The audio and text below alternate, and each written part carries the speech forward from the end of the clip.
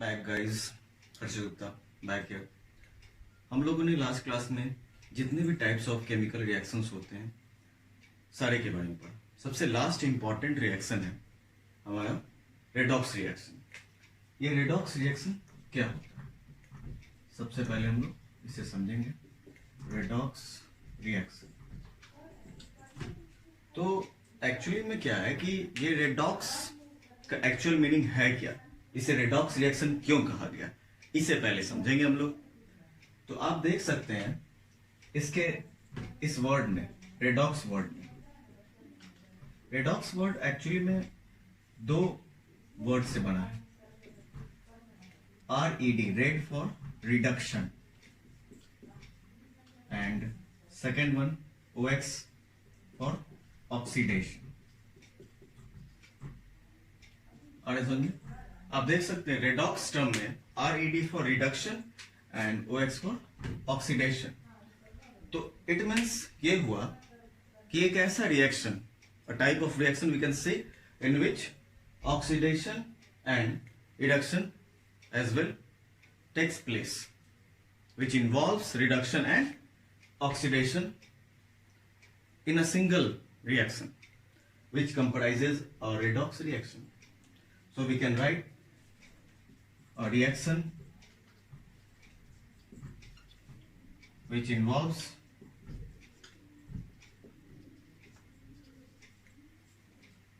oxidation and reduction, इसे हम redox reaction कहते हैं।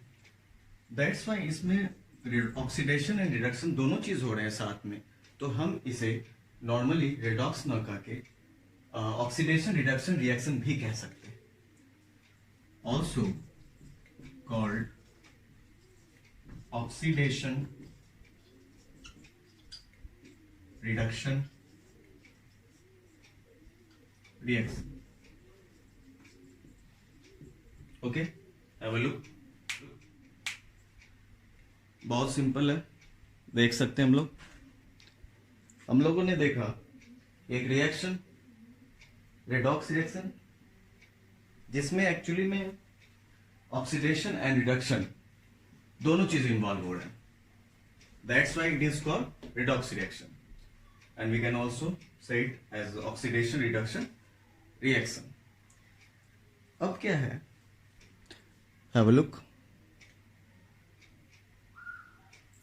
Now we can say it means कि रेडॉक्स रिएक्शन, इसकी अगर हम लोग बात करें, इसमें दो चीज है, एक ऑक्सीडेशन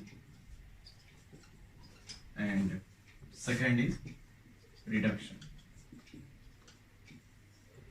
ऑक्सीडेशन की बात करें तो ऑक्सीडेशन का क्या मतलब होता है कि अगर गिवन रिएक्शन में ऑक्सीजन का गेन हो रहा है, if there is a gain of oxygen then it is oxidation taking place, and in case of reduction there is loss of oxygen. Okay, we can write oxidation, gain of oxygen, and here it is loss of oxygen।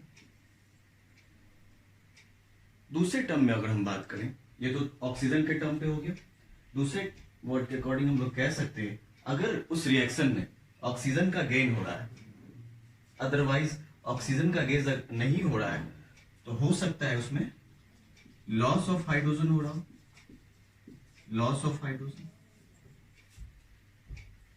Oxidation के case में। But in case of reduction it is just opposite of oxidation. तो यहां पे gain of oxidation, gain of oxygen, here it is loss of oxygen. So इसका opposite हो जाएगा gain of hydrogen. You can write gain of hydrogen. It means oxidation and same reaction हो रहा है, then it is called a redox reaction. You can see, have a look on the board. So guys अब look, oxidation में oxygen का gain होना, reduction में oxygen का loss होना, या तो हम कह सकते हैं हाइड्रोजन का लॉस होना ऑक्सीडेशन में, और रिडक्शन के केस में हाइड्रोजन का गेन होना। This is redox reaction. अब हम लोग इसके एग्जाम्पल की ओर चलते हैं, छोटा सा एग्जाम्पल, फिर हमें क्लियर हो जाना है कि रेडॉक्स रिएक्शन एक्चुअली में है क्या। देखते हैं, बहुत सिंपल है।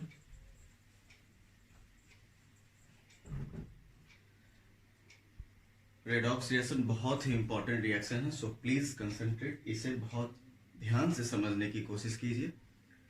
Okay, and if you have any doubt then you can consult Harshit Gupta. Okay, हम लोग फिर से एक बार रिवाइंड कर लेते हैं। ऑक्सीडेशन एंड रिडक्शन दोनों जो को कंप्राइज करते हैं, it means a reaction which involves both reduction and oxidation as well, then it is, or it can be called a redox reaction. Okay, एक छोटा सा एग्जांपल लेते हैं। हम लोगों ने लास्ट क्लास में बहुत सारे केमिकल रिएक्शंस को बैलेंस करना सीखा है, ठीक है। तो कॉपर ऑक्साइड हम लोग ले रहे हैं एंड हाइड्रोजन, इन दोनों को कंबाइन करते हैं।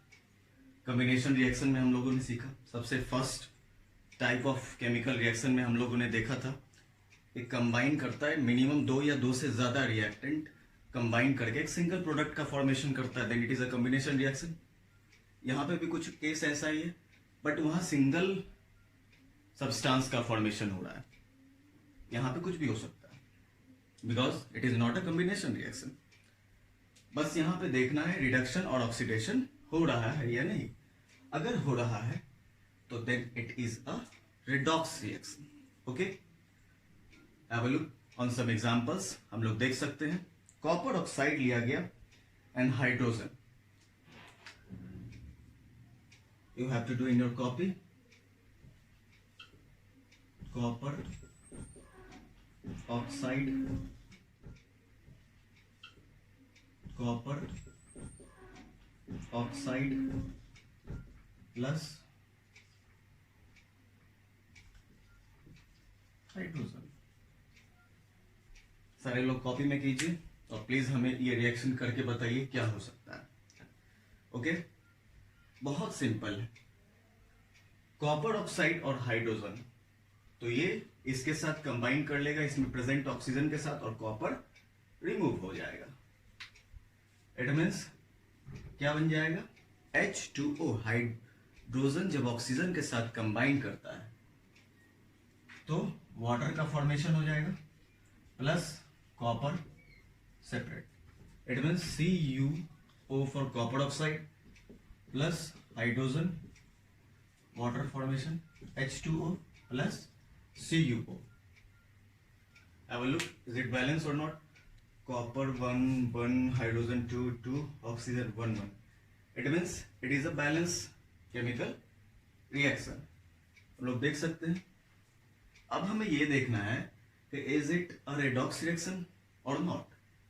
तो हम लोग देखते हैं, सबसे पहले CuO, कॉपर के साथ oxygen added in LHS, but यहां देख रहे RHS में कॉपर के साथ ऑक्सीजन नहीं है। It means in this compound removal of oxygen has been taken place, oxygen copper से अलग हो गया और किसके साथ जुड़ गया, हाइड्रोजन के साथ। इट मीन्स हाइड्रोजन के साथ जुड़ा है oxygen, it has been added to hydrogen, therefore इसमें ऑक्सीडेशन हुआ। बिकॉज हम लोगों ने अभी लास्ट देखा था कि अगर ऑक्सीजन का एडिशन होता है, गेन ऑफ ऑक्सीजन होता है, कोई एलिमेंट गेन करता है, then it is a oxidation. It means अगर हाइड्रोजन की बात करें तो इसमें ऑक्सीडेशन हुआ। क्या हुआ, ऑक्सीडेशन। अगर बात करें कॉपर की, this sign is only used to show the oxidation or reduction and nothing else. तो इसमें हमने देखा कि ऑक्सीजन रिमूव हो रहा है, it means it is a reduction. Okay, बहुत ज्यादा सिंपल, बस आपने देखना क्या है कि कौन से कंपाउंड में ऑक्सीजन रिमूव हो रहा है या फिर ऑक्सीजन ऐड हो रहा है। तो हम लोग कह सकते हैं कि हाइड्रोजन की बात अगर करें, हाइड्रोजन में क्या हुआ, ऑक्सीजन ऐड हुआ तो ये हो गया H2O। इट मीन्स हाइड्रोजन में क्या हुआ, ऑक्सीडेशन हुआ। और अगर वही बात करें हम लोग कॉपर ऑक्साइड की, तो कॉपर ऑक्साइड पहले कॉपर ऑक्साइड था, बाद में ये ऑक्सीजन रिमूव होने के बाद सिर्फ कॉपर रह गया, तो it means it is a reduction. Any doubt? No doubt, have a look. बहुत सिंपल है, बस एक छोटा सा कॉन्सेप्ट समझना है। एक ही पॉइंट अगर हम याद रखें कि ऑक्सीजन का रिमूवल या ऑक्सीजन का एडिशन, तो बस then it is clear. Have a look, we'll give some other examples also. Okay,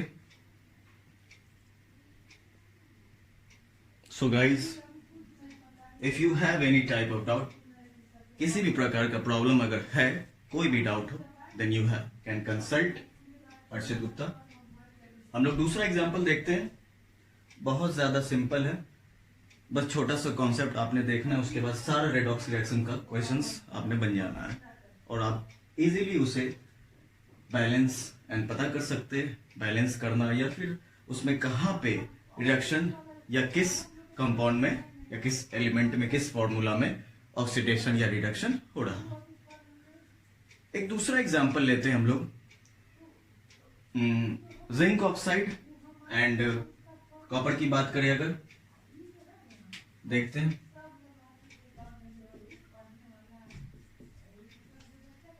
zinc oxide plus carbon,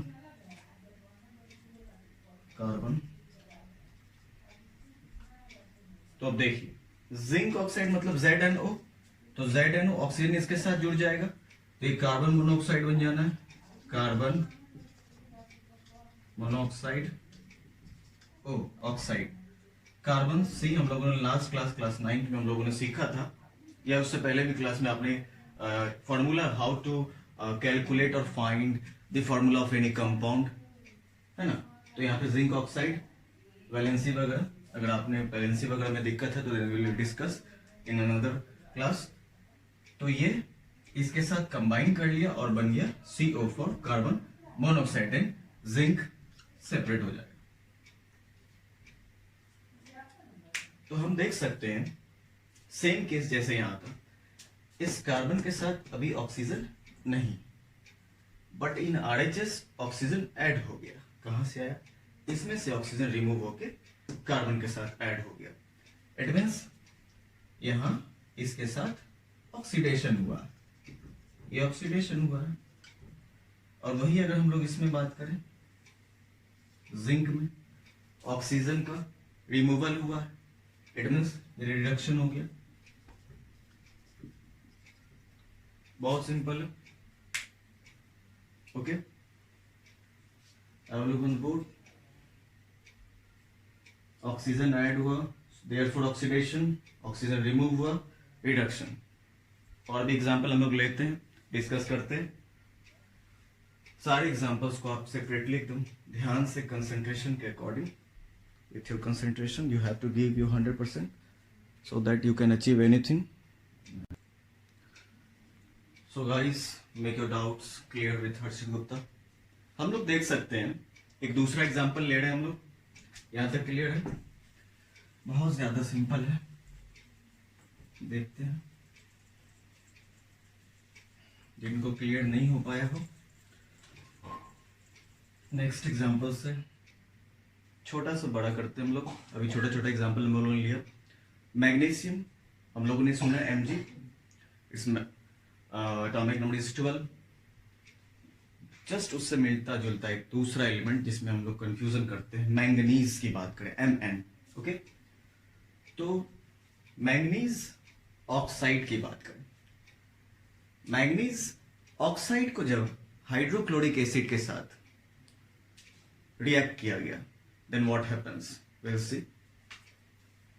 Manganese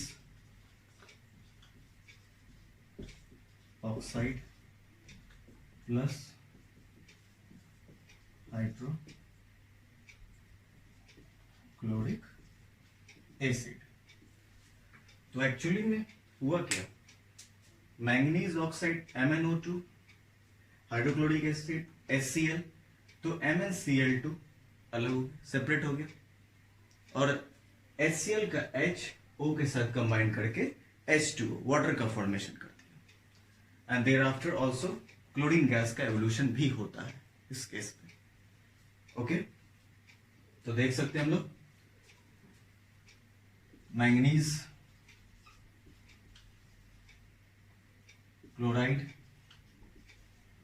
plus water plus chlorine,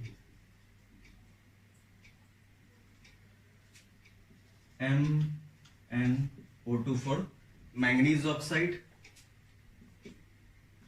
HCl for hydrochloric acid, manganese chloride MnCl2 plus H2O plus Cl2.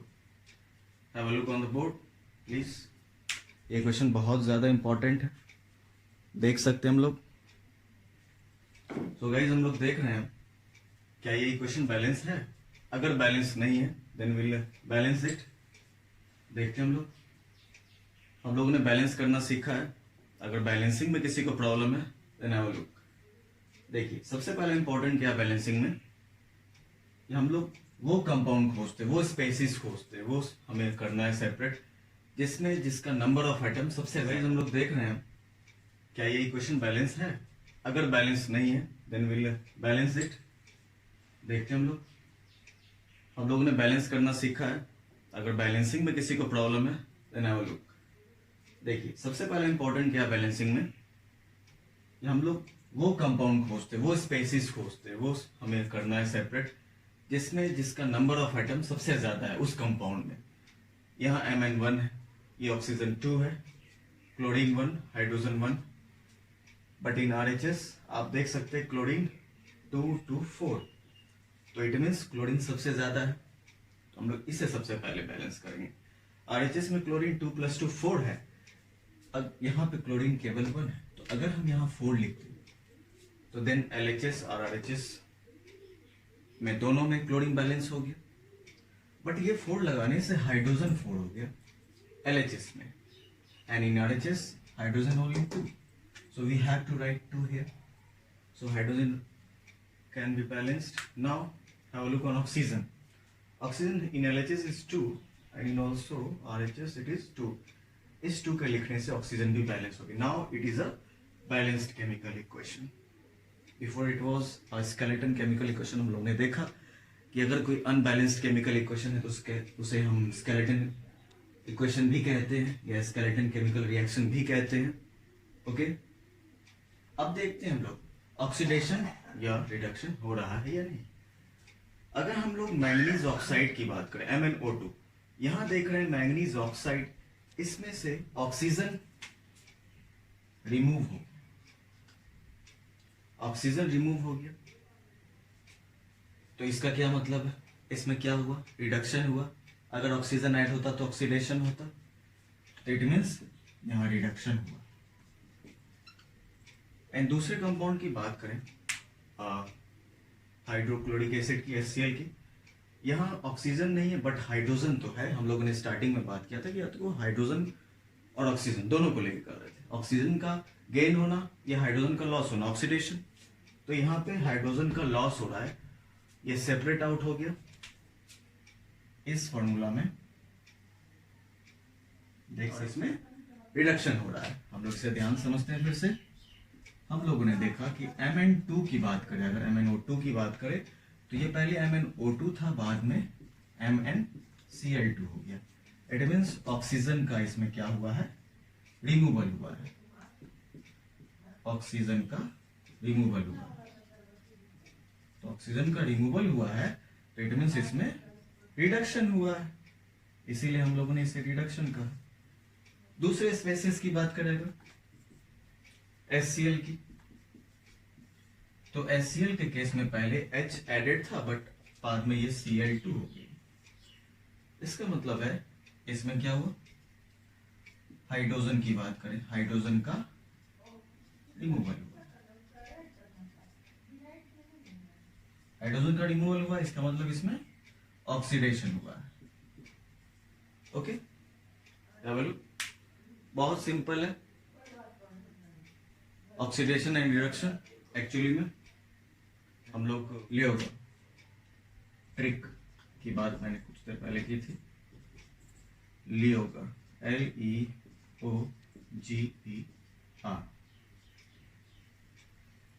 लियोगर हमें याद रखना है। लियोगर क्या है भाई? तो देखिए, लियो means loss of electron, जब हो तो oxidation. L for loss, E for electron, O for oxidation. Loss of electron अगर होता है तो देन इट इज ऑक्सीडेशन। दूसरा क्या है? GER,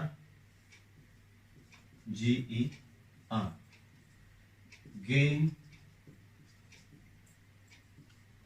ऑफ इलेक्ट्रॉन अगर हो तो इट मीन्स रिडक्शन। बहुत सिंपल है। Loss of electron oxidation, gain of electron reduction.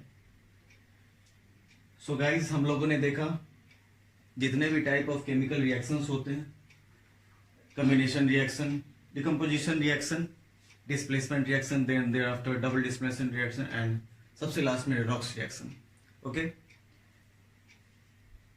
This was actually redox reaction. So if you have any doubt, then make your doubts clear and make your dreams happen with Harshit Gupta. Thank you.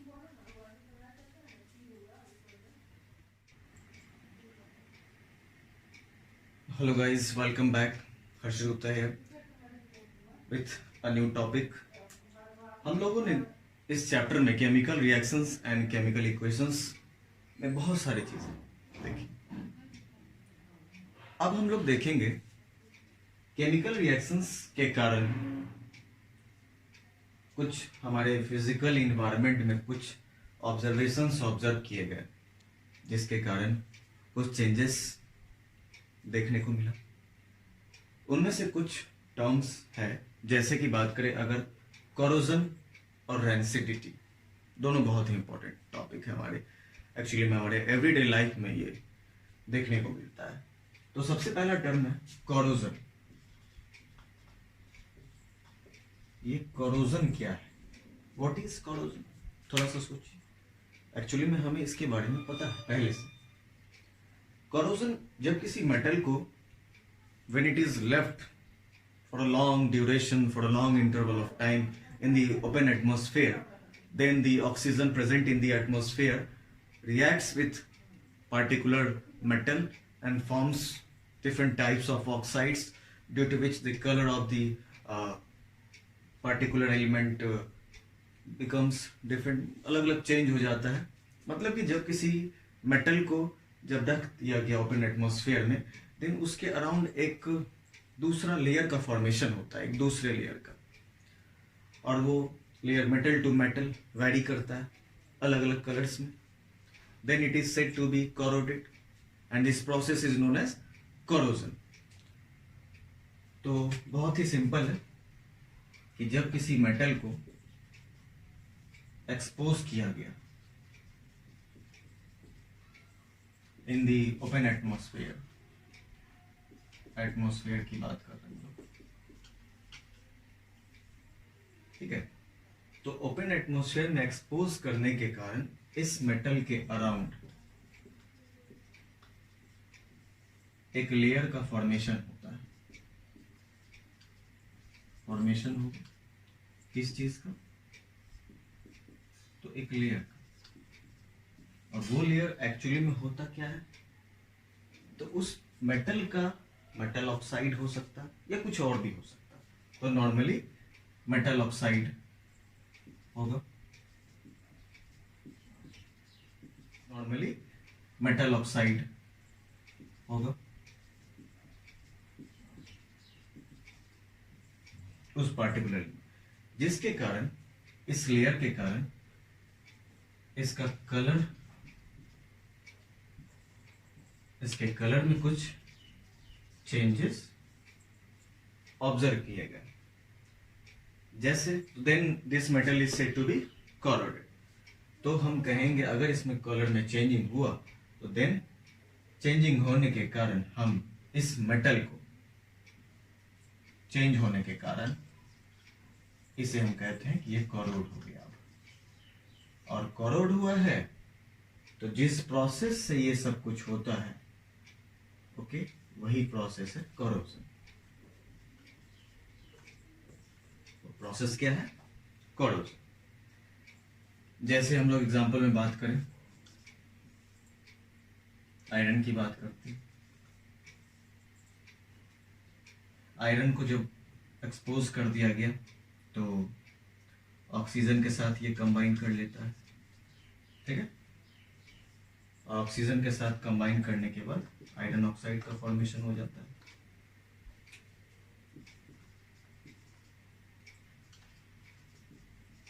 Iron oxide का formation होगा, okay. अब ये iron oxide actually में क्या है? यही है वो रस्ट, जिसे हम नॉर्मल भाषा में जंग कहते हैं। And this process of forming rust is known as rusting. ये जो रस्ट बन गया, इस प्रोसेस को हम लोग क्या कहते हैं? रस्टिंग कहते हैं। ये है rusting, okay. It is reddish brownish colour, red brownish colour actually. So any type of metal, different metals में अलग अलग टाइप के कलर्स ऑब्जर्व किए गए। तो आयरन की बात की है तो आयरन ऑक्साइड, अगर सिल्वर की बात करते हैं हम लोग, या फिर कॉपर की बात करें, कॉपर जनरली आपको देखने को मिलता है। सिल्वर तो black colour, black coating deposit हो जाता है। अगर कॉपर की बात करें तो कॉपर पे ग्रीनिश कलर ऑब्जर्व होता है। Have a look on the board guys, बहुत इंपॉर्टेंट है। लोग फिर से देखते हैं कि कोई भी मेटल जब ओपन एटमॉस्फेयर में एक्सपोज कर दिया जाता है तो उसके अराउंड एक फॉर्मेशन होता है लेयर का, उस लेयर के कलर में चेंजेस आते हैं। अगर सिल्वर की बात करते हैं हम लोग, या फिर कॉपर की बात करें, कॉपर जनरली आपको देखने को मिलता है। सिल्वर तो black colour, black coating deposit हो जाता है। अगर कॉपर की बात करें तो कॉपर पे ग्रीनिश कलर ऑब्जर्व होता है। Have a look on the board guys, बहुत इंपॉर्टेंट है। लोग फिर से देखते हैं कि कोई भी मेटल जब ओपन एटमॉस्फेयर में एक्सपोज कर दिया जाता है तो उसके अराउंड एक फॉर्मेशन होता है लेयर का, उस लेयर के कलर में चेंजेस आते हैं। वो एक्चुअली में मेटेलिक ऑक्साइड होता है। In some cases it is other thing. जैसे एग्जांपल में आयरन की बात करें तो आयरन ऑक्सीजन के साथ कंबाइन करके फॉर्मेशन किया iron oxide, which is actually the rust, and the process by which it has been form is known as rusting. और ये rusting is a type of corrosion. ये प्रोसेस जो है ये कोरोजन है। Then the metal is said to be corroded. तो हम कह सकते हैं कि ये मेटल कॉरोड हुआ है। बहुत सिंपल है। हैव अ लुक, हमने अभी एक और एग्जांपल बताया किसके कलर में चेंजिंग्स होने की। जैसे हम लोग देख सकते हैं, कॉपर की बात की थी हमने, Cu for copper and Ag for silver. तो कॉपर ग्रीन कलर में चेंज हो जाता है and silver black.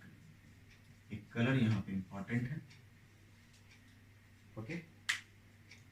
Have a look on the board, बहुत simple. Corrosion, no problem.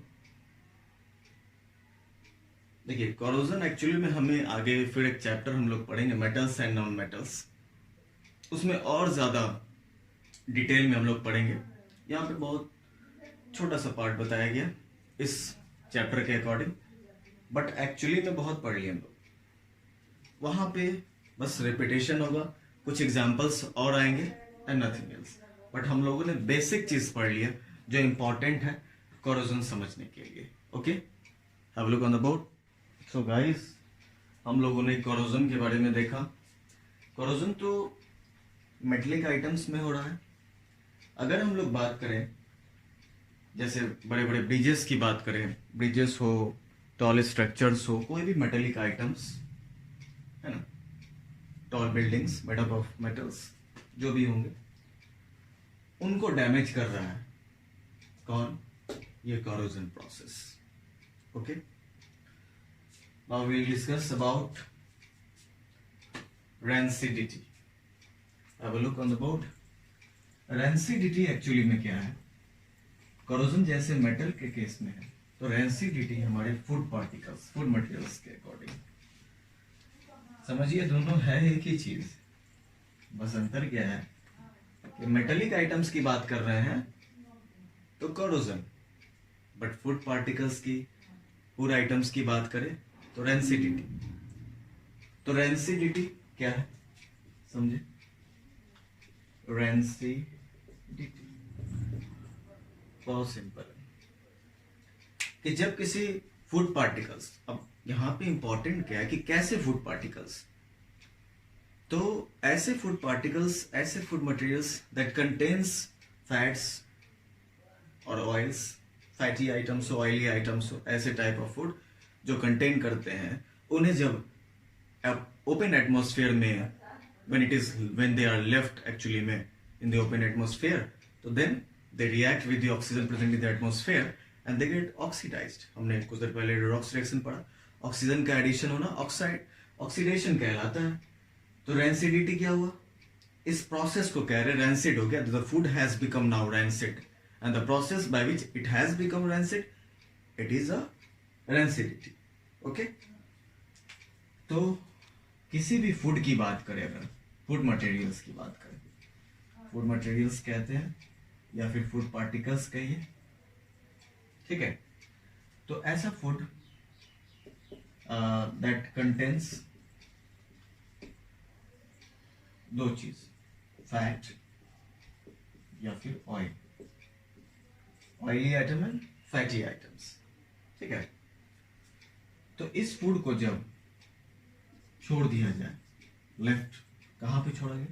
Open atmosphere में. ओपन एटमॉस्फेयर, जब ओपन एटमॉस्फेयर में छोड़ा गया तो देन दिस फूड पार्टिकल्स और food materials, food particles, oily item and fatty items, ठीक है. तो इस फूड को जब छोड़ दिया जाए, लेफ्ट कहां पे छोड़ा गया? ओपन एटमॉस्फेयर में. ओपन एटमॉस्फेयर, जब ओपन एटमॉस्फेयर में छोड़ा गया तो देन दिस फूड पार्टिकल्स और फूड मटेरियल्स, फूड पार्टिकल्स में लिखते हैं, फूड पार्टिकल्स, ये ओपन एटमॉस्फेयर में प्रेजेंट जो ऑक्सीजन है, उस ऑक्सीजन के साथ क्या करेगा? कंबाइन करेगा, है ना. ऑक्सीजन के साथ कंबाइन कर लिया इसने, और फिर कंबाइन करने के बाद the food get oxidized. Food क्या हो गया? Food get oxidized. और जब फूड ऑक्सीडाइज्ड हो गया तो इस फूड को अब हम, the food has become rancid. इसी फूड पार्टिकल्स को अब हम क्या कहते हैं कि ये अब रैंसिड हो गया, है ना. और ये जिस प्रोसेस से हो रहा है, रैंसिड बाय विच प्रोसेस, इस प्रोसेस को हम कहते हैं रैंसिडिटी. ओके, रैंसिडिटी बहुत सिंपल है. मेटलिक आइटम्स को जब छोड़ा गया था तो corrosion, food particles, food materials को जब छोड़ा गया, और वैसे food materials that contains fatty items, oily items, ये सारी चीज. ओके, तो इसका मतलब है कि हमारा फूड तो अब खराब हो गया. तो यहाँ पे इंपॉर्टेंट क्या है कि how to preserve, how to protect the food particles, food materials, कैसे उसका प्रिजर्व किया जाए, कैसे उसे बचा के रखा जाए. बहुत ज्यादा सिंपल है. Have a look on the board. Rancidity, first of all, if you have any doubt then make your doubts clear with the Harshit Gupta. Okay, please have a look on the board. You can see rancidity और corrosion बस छोटा ही सा difference है. तो हम लोगों ने देखा इंपॉर्टेंट क्या है कि फूड को प्रिजर्व कैसे किया जाए. तो इसके लिए हमारे पास कुछ मेथड्स हैं. जिसे जानना जरूरी है। सबसे पहला इंपॉर्टेंट तो ये है कि ओपन एटमॉस्फेयर में जाने से हो रहा है, इट मीन्स डायरेक्ट सनलाइट के कांटेक्ट से हमें इसे दूर रखना पड़ेगा कि जो भी फूड पार्टिकल्स है ना, उसे हम डायरेक्ट सनलाइट से दूर रखेंगे। ठीक है। और इम्पोर्टेंट क्या है कि फूड को अब प्रिजर्व कैसे किया जाए, तो इसके लिए हमारे पास कुछ मेथड्स हैं जिसे जानना जरूरी है।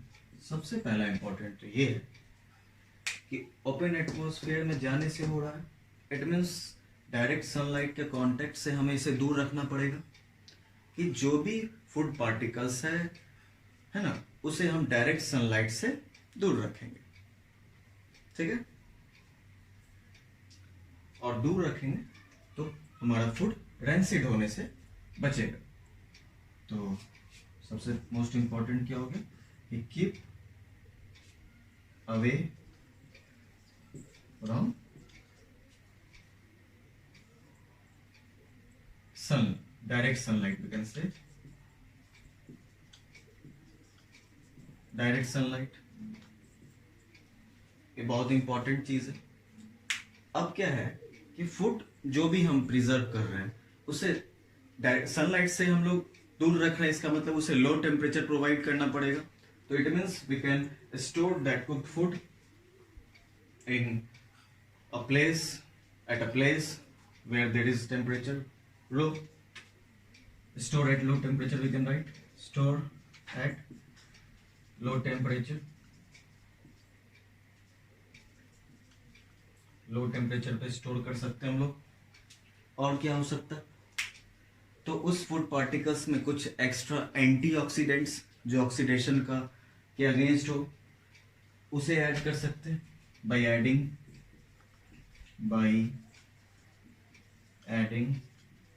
एंटीऑक्सीडेंट्स।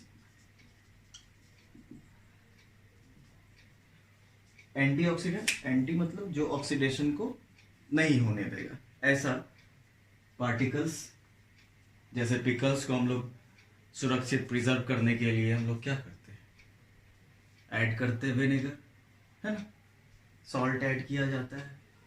तो इस तरह से देख सकते हैं आप। दूसरा क्या है कि जो फूड पैकेजिंग पार्टिकल्स अभी मार्केट में अवेलेबल है, स्नैक्स आइटम्स, उसमें नाइट्रोजन गैस का यूज होना, it act as an antioxidant. Nitrogen rancidity होने से रोकता है। तो nitrogen store at low temperature, low temperature पे स्टोर कर सकते हैं हम लोग।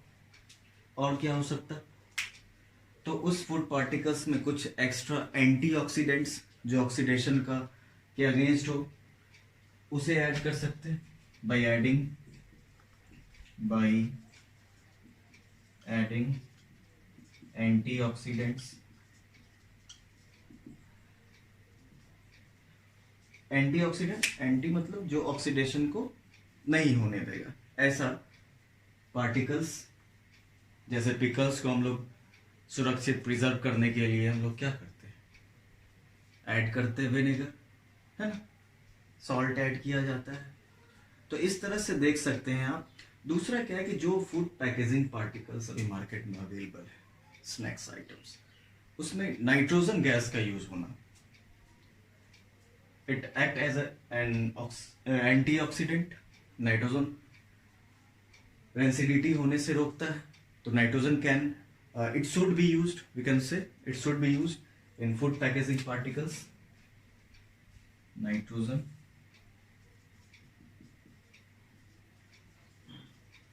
should be used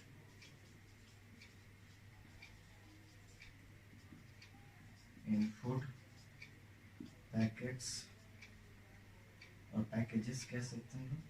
Okay, there are so many methods जिसके हेल्प से हम फूड को रेंसिड होने से बचा सकते हैं। ठीक है। और भी सारा मेथड्स हो सकता है।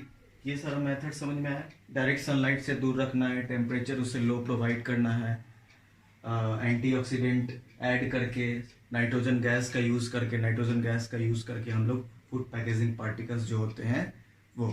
और खासकर जो फ्राइड फूड्स होते हैं उसमें सॉल्ट का यूज हमें अगर कम कर दे, it means minimise the use of salts in fried foods. I'm writing here एक मेथड.